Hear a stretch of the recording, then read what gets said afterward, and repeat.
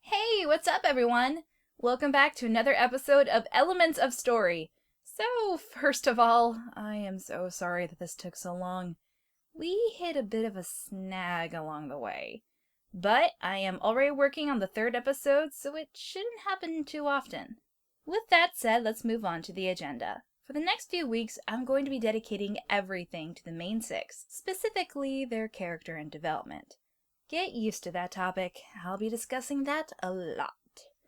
But don't worry, I'm going to shake things up a little. So here's the deal. Every other segment, we will review an episode that focuses on one member of the main six. While I do plan to commentate on the story and the lesson, my main objective will of course be on the character themselves. I'll be going in a certain order, starting with my least favorite of the six and end on a high note with my favorite. If you watch the pilot, then you know we'll be starting with Rainbow Dash and ending on Applejack!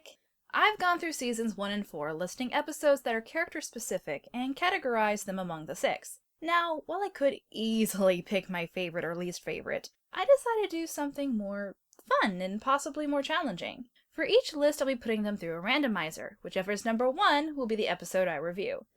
This is especially more fair to Rainbow Dash here, given that, well, I didn't take a liking to her till season 3, and so I only have 2 Rainbow Dash episodes that I legit enjoy.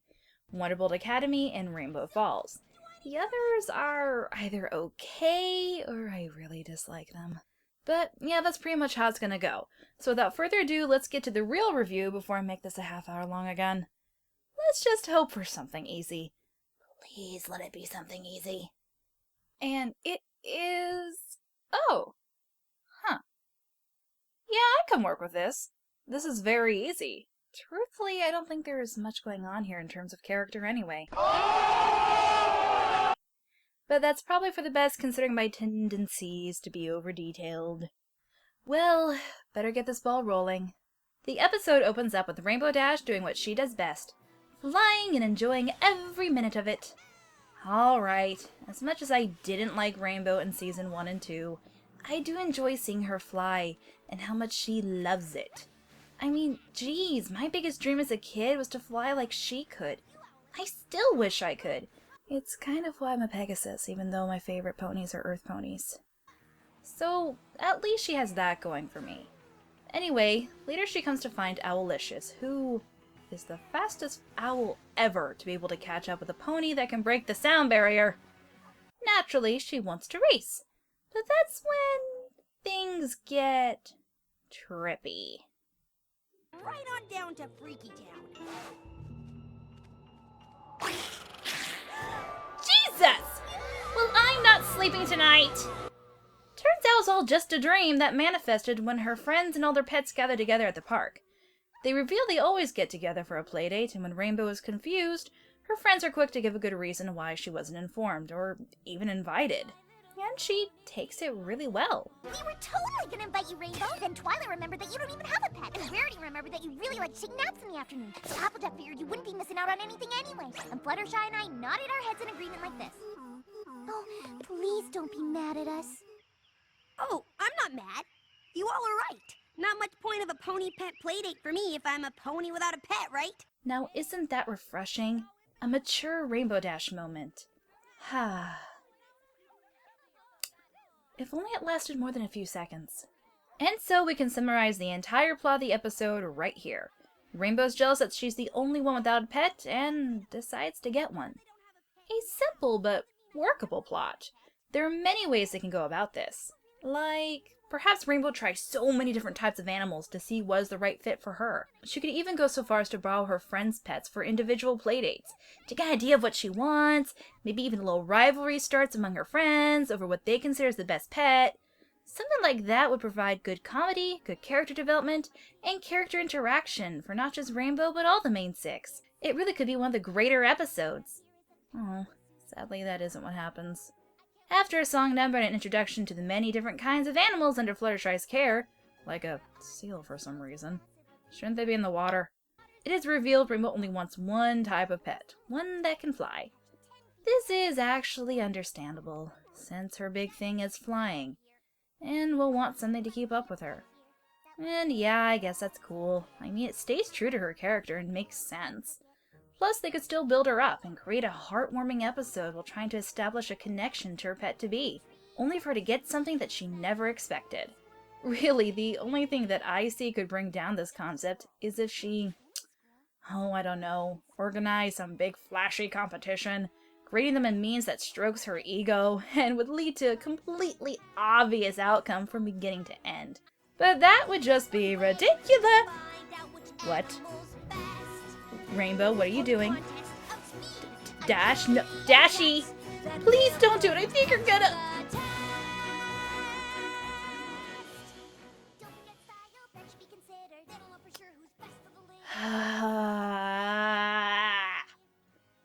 Really, Rainbow Dash? Really? I know you love competition, I get that. But must you turn everything into a challenge? Because of this, we get far less character development that we could have gotten. Plus, a potentially hilarious episode is now shot. At least for me. I chuckled once, maybe twice, barely. Then again, I have a very dry sense of humor. Even so, this episode from here just kind of sinks to blandness for me. But let's keep going anyway. So Dash decides to hold a competition, and it goes just about as you expect for a pony using this as a means to stroke her already gigantic ego. Okay, I guess that's not all true. It is reasonable that Rainbow Dash would want a pet that could keep up with her. But that's not what all a pet is for. If you're going to take care of another living creature, they aren't there just for your entertainment. The entertainment is a bonus. They are a whole living being with their own personalities, and it's our jobs as owners to respect them in that manner.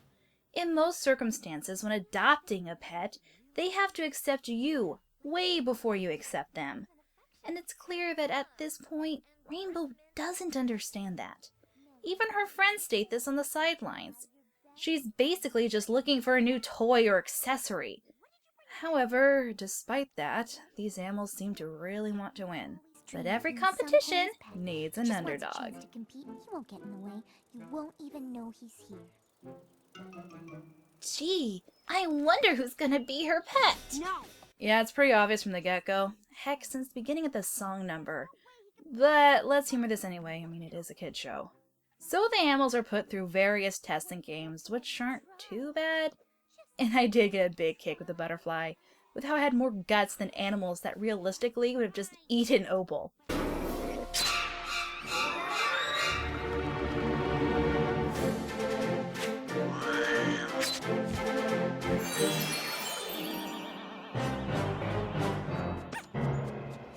They continue till eventually it comes down to 4. Wait. What? Aw, not the butterfly. Yeah, it's kind of girly, but come on! It faced a deranged cat! Something the freaking falcon, owl, and eagle didn't do. You know what? Fine. Her loss. Hey, Applesauce! What do you want, woman? I'm busy here! Oh, come off it. You're not that busy. Just do me this one favor. Please go to Fluttershy's and get that butterfly for me. What, are you serious? Really? A freaking butterfly? Yes, the butterfly! Come on, it's awesome! It stared at Opal. Opal! You have nothing better to do. You're just sitting there. No. Correction. I am reading some very important material here. You're reading a fanfic. And I won't stop reading until I know if Big Mac's the father. Get me the butterfly or else. Or else what? Or else I'll display a certain secret photograph of yours. Secret photograph? What scene? You wouldn't dare. Wouldn't I? Fine, I'll go get your stupid butterfly. Oh, that's so sweet. Thank you! Alright, sorry about that, folks. That butterfly is just too awesome, and it will be mine. I don't get any respect around here. Jeez. Someone is grumpy today. Alrighty, so after Rainbow Dash not subtly, tells the tortoise to get lost, she announces the final course is a race, oh gee, what a surprise, to a place called Ghastly Gorge. or the one who finishes the race with her, I bet that wordplay totally doesn't come back up in some manner, will be the winner and get the honor of being her pet. Wow, Heather. Just one sentence and so much sarcasm. Ugh. This episode's doing bad things to you.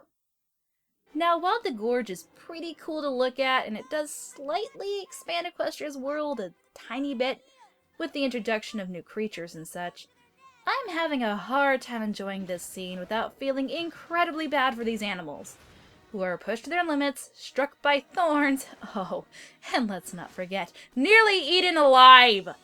It's a miracle Fluttershy didn't just drop-kick Dash right there and then. But looks like Karma's gonna do that for her, as Rainbow in her own arrogance, as usual, gets herself into a bit of trouble. Oh, sorry, it's just, you know what's funny? All 4 of those creatures have incredible hearing or seeing abilities, and not one sees her in distress. Personally, I think they're holding a bit of a grudge against her, for, you know, nearly getting them killed. I know I would. Yeah, after that, Rainbow decides to mope, which, yes, she should be distraught, but seriously? I think you know for a fact that your friends would come find you. And then Twilight could just easily lift that rock with her magic, or AJ could kick it off. Really, I'd imagine she'd be more bored than think she was stuck forever. It's not like they're gonna say, well, she's dead, better go break the news to Ponyville, and move on without checking it out. I guess you can argue she's not thinking that clearly in the heat of distress. Still, I don't know. They are at the finish line. They are waiting and are nearby to observe. In reality, it'd take them, what, a few hours to get to the situation?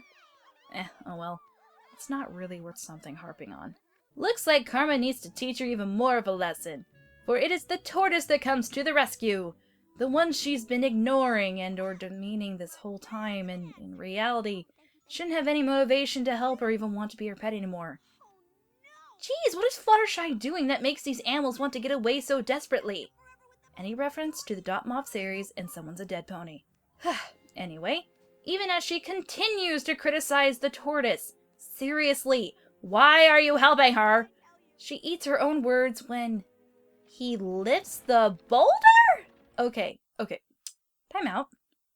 Are you telling me a pony who beat Applejack in hoof wrestling, still don't understand how that happened, by the way, didn't have the strength to push the boulder off herself, but a freaking tortoise does? Gah! That makes no sense whatsoever! I better finish this quick. I'm getting far more annoyed than I thought I would. The episode reaches its climax, and as I predicted, when Rainbow isn't among the ones finishing the race, her friends immediately find out what happens and discover the rock side. Luckily, they don't have to do a darn thing, for they see Rainbow hitching a ride on her savior. She then states she isn't hurt save for her pride. No surprise there. And she's introduced to the supposed winner of the race and her new pet, the falcon who finished first. However, after having her life saved, and through the magic of loopholes... Okay, I really like Tank, but am I the only one who feels incredibly bad for the falcon? He just went through hell and back, and what happens? It was all for freaking nothing. At least he's a good sport about it, but... damn it, these poor animals.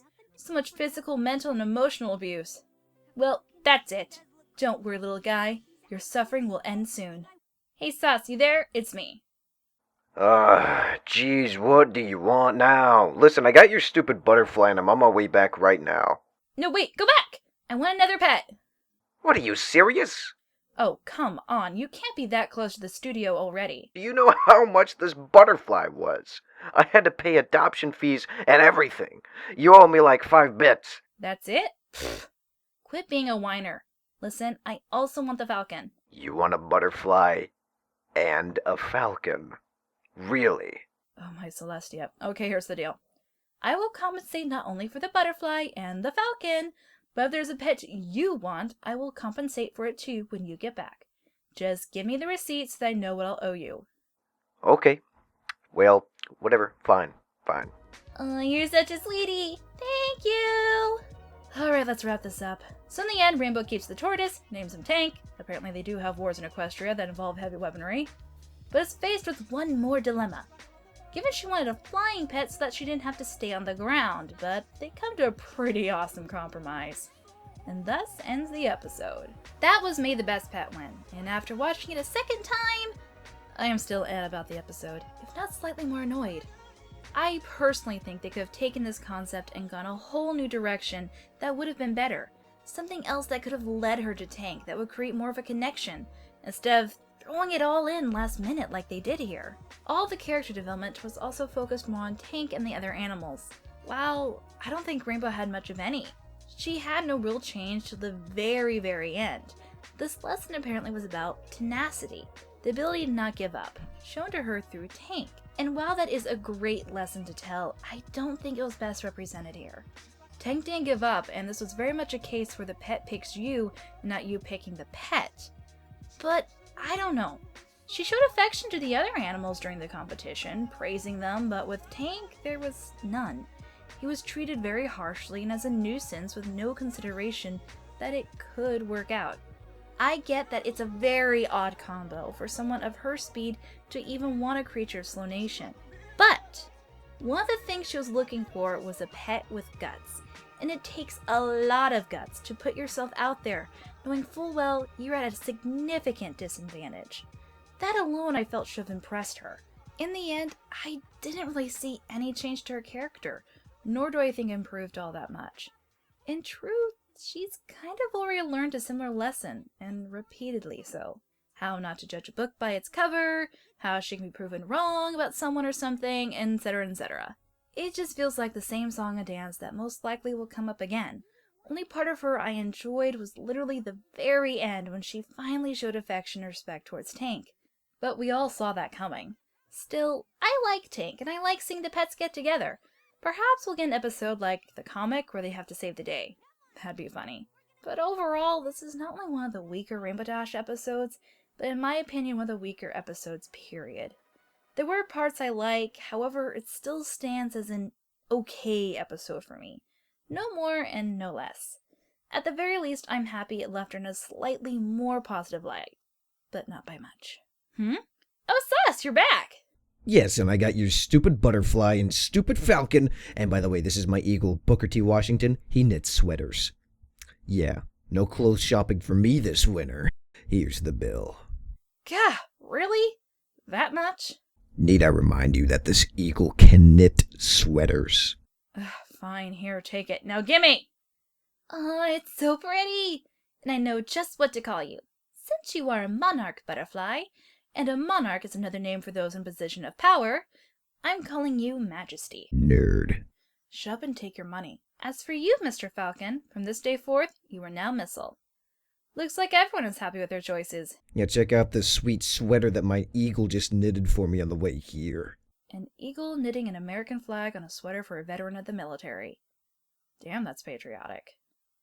So it's time to end things here. What's your favorite/least favorite Rainbow Dash episode or moment? If you could change anything about her character, what would it be and why? I know I have a few ideas, but we'll get to that next time. I'm Heather Feathersong. Also, do us an awesome favor and check out this chump's own project, The Elements of Gaming. Wow, real original name there, buddy. Oi, shut up! I'm editing your videos, so the least you can do is share the name. Fine, fine. There's a link to a show in the description below. Show him some love if you have the time. See? I can be nice to you. Yeah, now if you'll excuse me, I got some reading material to get back to. Have fun with that. Next episode, we'll take an up-close and personal look at the self-proclaimed fastest flyer in Equestria. Until then, adios!